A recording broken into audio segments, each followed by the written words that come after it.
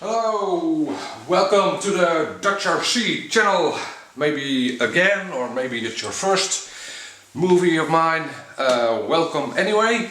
And in this movie I'll be, sort of pre-flight reviewing the Bix3 from HobbyKing.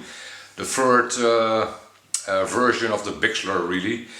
And as you can see, I've built the plane. And I'm an experienced builder, so for me it was pretty straightforward. It took about half an hour, I don't think that'll be informational for you. So I'll review it as through the eyes of a beginner, really, because this is a plane intended for beginners, I think.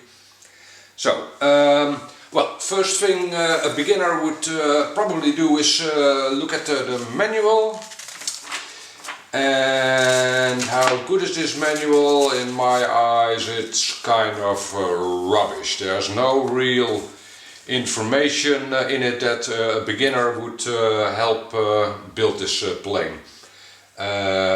It's not rocket science to build this plane, but you'll have a few questions after looking through this manual. For instance, the first thing you'll do is attach the vertical and horizontal stabilizer, and they tell you to add glue and wait a while. What? Wait a while? How long? Minutes, hours, days? Okay, so that's not really very good. And another example is about plugging in the wires into the receiver.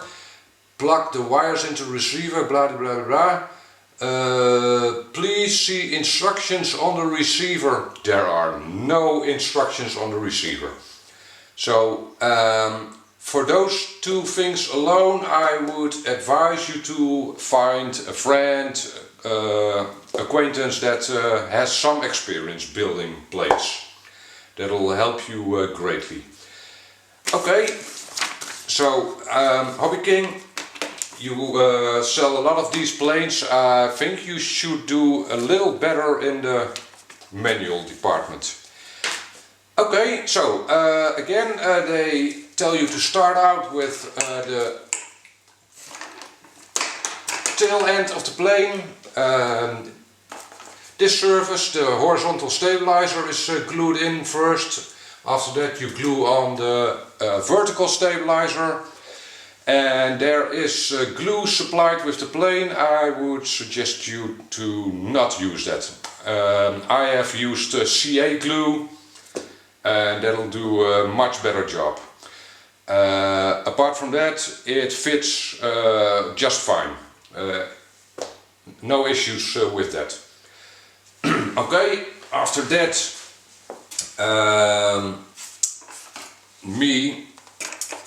I have put flaps, the optional flaps. As you can see, there are two black squares here. Those are the servos for the flaps.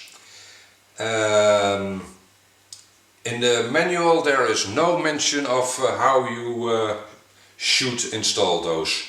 On the other hand, if you would be installing flaps, you wouldn't be a beginner, I think. So, okay, I've installed mine a bit differently from what HobbyKing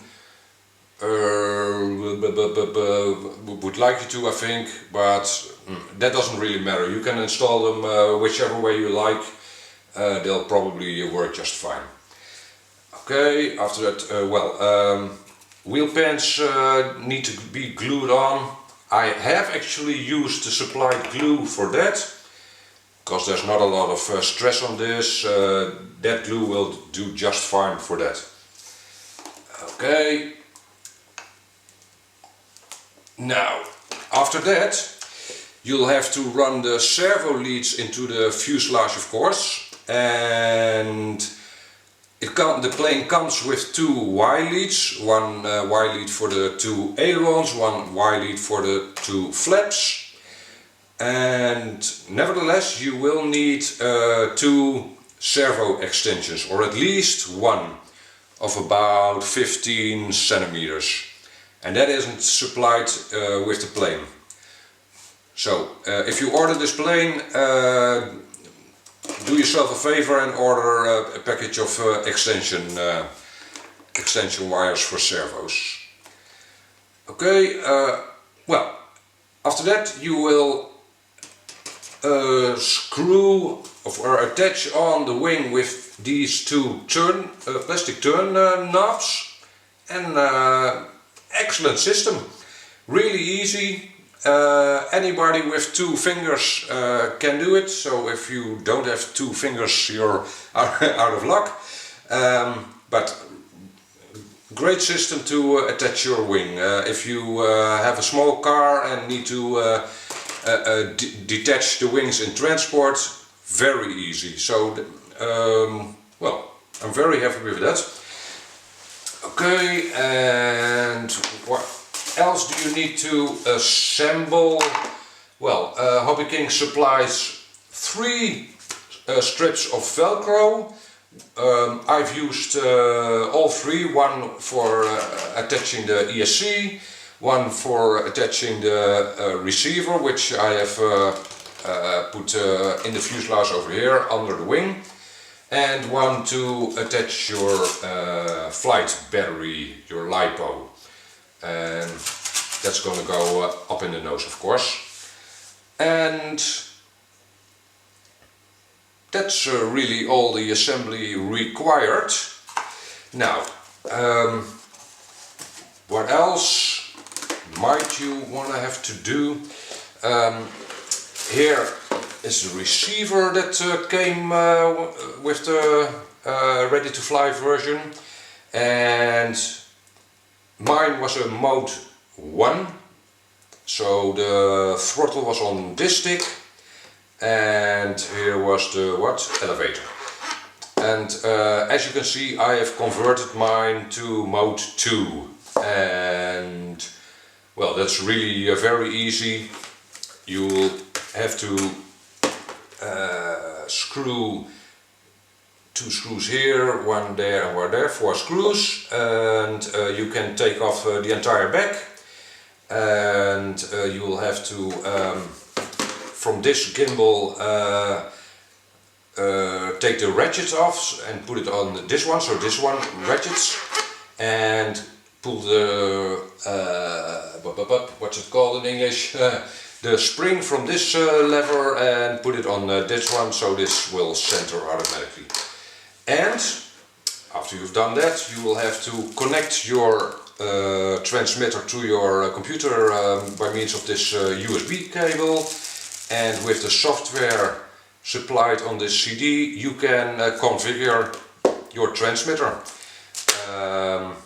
You can set the function of the switches with that software. You can change the mode of the transmitter, so I have changed the mode from mode 1 to mode 2. Pretty straightforward. You can set the dual rates. I've set up my dual rates with this knob here, and as standard it was set at 50%. Yeah, I've changed it to 75%. And well, that's about it. So again, if you are a beginner,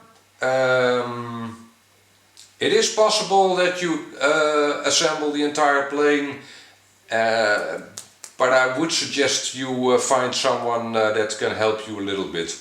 For instance, for the trim of the ailerons and the tail surfaces, I had to do a little trimming on the ailerons and a lot of trimming on the tail wheel. And can a beginner tackle that? Maybe. Once again, I would advise you to find someone that can help you along.